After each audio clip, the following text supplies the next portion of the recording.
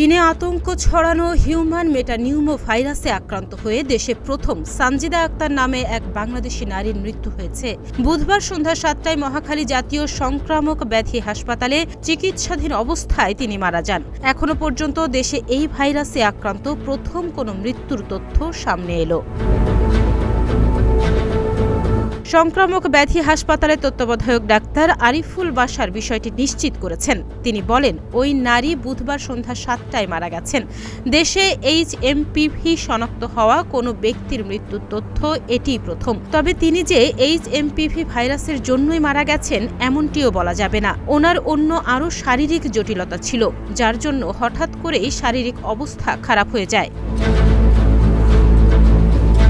তার আর কি জটিলতা ছিল জানতে চাইলে হাসপাতাল তত্ত্বাবধায়ক বলেন, তিনি ক্লেবসিয়েলা নিউমোনিয়াতেও আক্রান্ত ছিলেন। এছাড়া তার কিডনি সমস্যা ছিল, সেই সাথে তিনি অনেক মোটা ছিলেন, যে কারণে তাকে ভেন্টিলেটরে ওঠানো যাচ্ছিল না।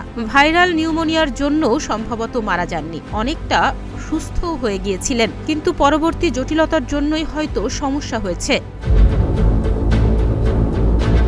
জানা গেছে, গত রোববার দেশে নতুন করে HMPV শনাক্তের তথ্য জানায় স্বাস্থ্য অধিদপ্তর। আক্রান্তের পর ওই নারীকে সংক্রামক ব্যাধি হাসপাতালে ভর্তি করা হয়। তিনি সেখানেই চিকিৎসা নিচ্ছিলেন। তবে অধিদপ্তরের কর্মকর্তারা জানান, HMPVর পাশাপাশি তিনি আরও কিছু শারীরিক জটিলতা এবং ব্যাকটেরিয়াতে আক্রান্ত ছিলেন। এ কারণেই তাকে ICUতে রেখে চিকিৎসা দেওয়া হচ্ছিল।